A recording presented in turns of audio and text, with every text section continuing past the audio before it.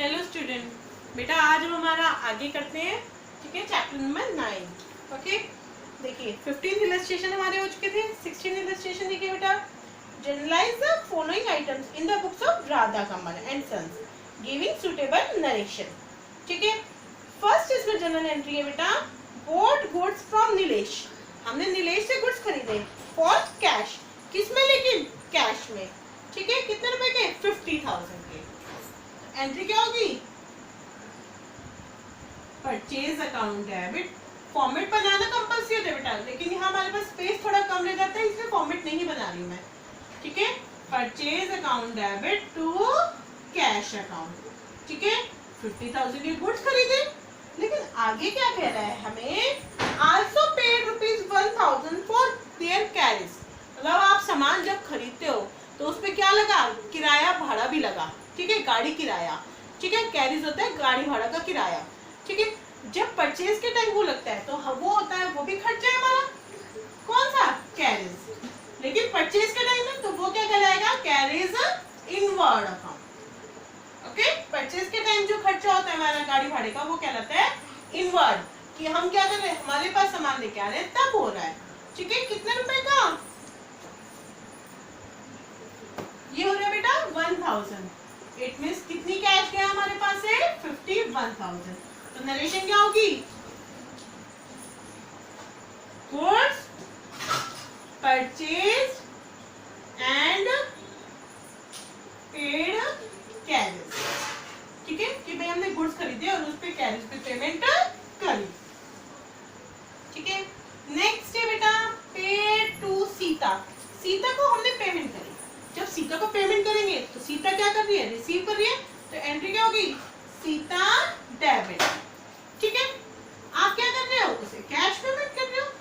कह रहे कैश हमने पेमेंट किया 9,650, लेकिन सीता का जो अकाउंट था वो था 10,000 का।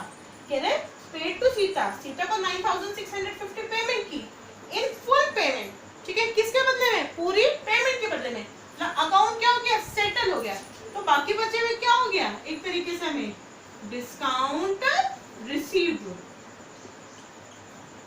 ठीक है, कितने रुपए इसका? भाई 10,000 पेमेंट करने थे। पेमेंट आप किसकी करके आ रहे हो? 9,650। तो 350 रुपीज कम करके आ रहे हैं, तो क्या हो गया? वो डिस्काउंट रिसीव्ड। ठीक है, next one is the purchase a machinery. हम मशीनरी परचेज कर रहे हैं, तो मशीनरी क्या होती है? एसेट्स। एसेट्स का क्या लिखा जाता है बेटा? Particular name.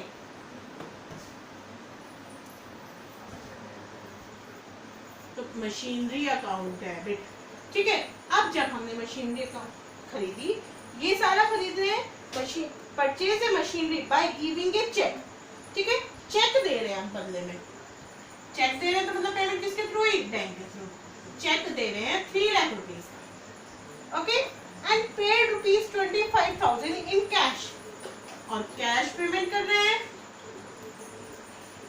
25,000। ये पेमेंट किस चीज की कर रहे हैं? As basis on its installation. ठीक है, कह रहे हैं आप क्या करके ला रहे हो? मशीन खरीद के लेके आ रहे हो। 3 लाख रुपए की मशीन है, वो आपने चेक से पेमेंट कर दी और उसको इंस्टॉल वगैरह कराया, 25,000 रुपए लगे। तो बेटा एक चीज हमेशा ध्यान रखिए ऑलवेज, कि जब भी कोई हम एसेट्स परचेज करते हैं, और एसेट्स परचेज करते टाइम जो भी एक्सपेंसेस होते हैं all are included into the assets. Understood? दोबारा नोट कर लीजिए बेटा कि व्हेन वी परचेज एसेट्स, ठीक है, all the expenses at the time of the purchase of assets included into the assets account. Understood? तो हमारी एसेट्स कितने रुपए की हो गई? 3,25,000। ठीक है, अंडरस्टूड? नेक्स्ट है बेटा ब्रिक्स फॉर 15 लाख। ब्रिक क्या होती है? ईंट। ईंट 15 लाख की और टिम्बर 10 लाख का। Purchase for the construction of building. तो मतलब बिल्डिंग के लिए टोटल खर्चा कितना हुआ? बिल्डिंग का काम कितने की है हमारी? 15 लाख की ईंट और 15 लाख की ब्रिक्स और 10 लाख की टिम्बर। तो कितने हो गए टोटल? 25 लाख। ठीक है, और ये जो पेमेंट कर रहे हैं, this payment was made by cheque. ये जो पेमेंट कर रहे हैं किसके थ्रू हो रही है? चेक। चेक मतलब बैंक के थ्रू। अंडरस्टूड? नेक्स्ट वन देखिए बेटा, परचेज एन ओल्ड मशीन, हमने एक ओल्ड मशीन खरीदी, ठीक है, and spend ₹5,000 on it's carriage, और उसी टाइम जो किराया भाड़ा दिया वो 5,000 रुपए, और 20,000 रुपए इमीडिएटली रिपेयर कराया, चाहे एसेट्स पुरानी हो चाहे नहीं हो, ओल्ड हो या न्यू हो, all expenses are included into the assets account. तो क्या एंट्री होगी हमारी यहाँ पे, मशीनरी अकाउंट डेबिट, ठीक है, कितने रुपए से, एसेट्स तो खरीदी 1 लाख की, मशीन 1 लाख रुपए की, 5,000 उस पे कैरेज, ठीक है, और तुरंत रिपेयर की, इमीडिएटली रिपेयर 20,000, इट मींस कितने में 1,05,000 एंड 20,000 इज द 1,25,000, और पेमेंट किसके थ्रू करी है ये सारी, चेक के थ्रू, ठीक है, किसके थ्रू करी है बेटा, चेक के थ्रू, तो टू बैंक अकाउंट 1,25,000, ठीक है।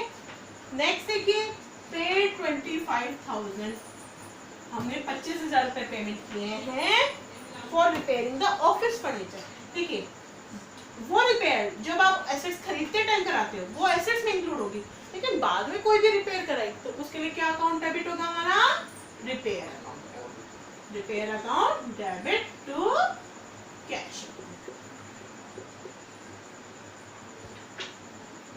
ठीक है, understood.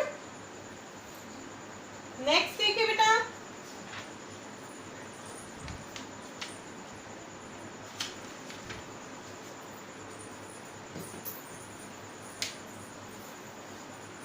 received rupees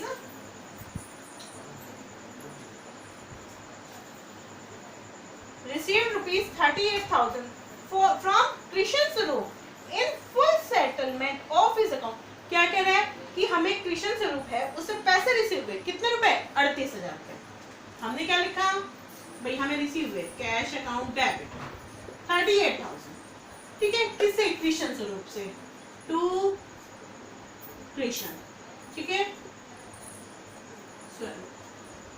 okay, in full settlement, पूरा सेटलमेंट हो गया, ऑफिस अकाउंट फॉर ₹40,000, मतलब 40,000 का उसका अकाउंट था और पूरा क्या हो गया, सेटल हो गया, मतलब आगे हमें कोई भी बैलेंस नहीं लेना है, तो क्या हो गया, 40 लेने में 38 लिए, तो बाकी का क्या कर दिया हमने, उसे डिस्काउंट अलाउड कर दिया, discount allowed account debit, understood.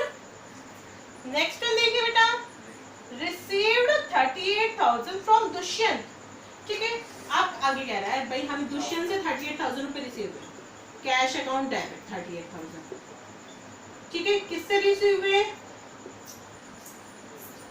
Dushyant से, ठीक है, ऑन हिज अकाउंट फॉर ₹40,000, क्या ना उसके अकाउंट में 40,000 रुपए, मतलब उसके अकाउंट से हमें 40,000 रुपए लेने हैं, दुष्यंत से लेने 40 है, लेकिन दिए कितने उसने 38, लेकिन यहाँ पे एक चीज ध्यान दें, दोनों में क्या डिफरेंस था, इसमें बोला गया था फुल सेटलमेंट, फुल सेटलमेंट में मींस था उसका अकाउंट क्या करना है, हमें कंप्लीटली क्लोज करना है, लेकिन हमें अब फुल सेटलमेंट नहीं बोला गया है, तो हम क्या बोलेंगे भाई दुष्यंत से जो भी रुपए लेने थे उसमें से कितने रुपए रिसीव हो गए, 38,000, अंडरस्टूड। नेक्स्ट है बेटा, बीरू हु ओव्ड अस 15,000, भाई बीरू कोई था उससे हमें 15,000 रुपए लेने थे, ठीक है, इज डिक्लेयर्ड इंसॉल्वेंट, मतलब वो क्या हो गया, दिवालिया हो गया, ठीक है, 65 पैसे इन ए रुपी, कह रहे हैं कि 1 रुपए के बदले में 65 पैसे मिल सकते हैं हमसे, ठीक है, 65 पैसे रिसीव एज फाइनल डिविडेंड, उससे हमें 65 पैसे रिसीव हुए 1 रुपए के बदले में, मतलब कैश अकाउंट डेबिट टू किससे, बीरू से, बीरू से हमें 15,000 रुपए लेने हैं, ओके, 15,000 का क्या रखा है, 1 के बदले में 65 पैसे, तो 15,000 का क्या निकालो, 65 पैसे मतलब 65%, ठीक है, 65% करेंगे तो बेटा कितना आएगा इसका,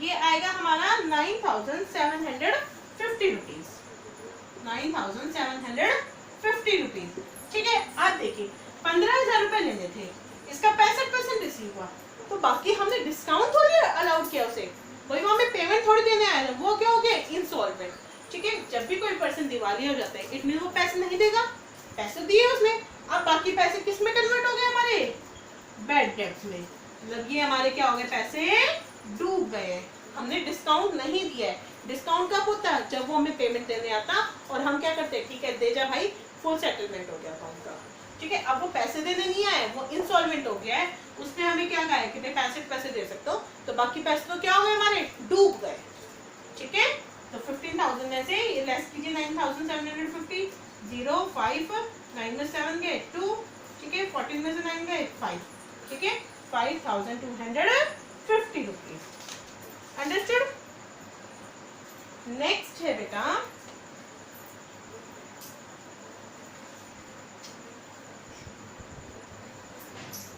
purchase goods for 1 lakh from Ajay, 1 lakh रुपए के गुड्स अजय से खरीदे एंड सप्लाइड इट टू विजय, और हमने क्या कर दिए, इसे सप्लाई कर दिए, मतलब बेच दिए, किसको, विजय को। कई बार क्या करते हैं, इन दोनों एंट्री को बच्चे मिक्स कर देते हैं, ठीक है, लेकिन ये दोनों एंट्री क्या है हमारी, सेपरेट है, कि हम परचेज अजय से कर रहे हैं और सेल विजय से कर रहे हैं, तो दोनों एंट्री क्या होंगी, अलग अलग। फर्स्ट एंट्री क्या होगी, परचेज की, purchase account debit to Ajay 1 lakh rupees, और नेक्स्ट एंट्री क्या होगी हमारी, हम सेल कर रहे हैं किसको, विजय को, तो विजय डेबिट टू सेल्स अकाउंट, कितने रुपीज की, 1,20,000। अंडरस्टूड। तो इस तरीके से बेटा आपको अप टू इलस्ट्रेशन नंबर 19 तक सारे क्वेश्चंस करने हैं, ठीक है। Okay, thank you.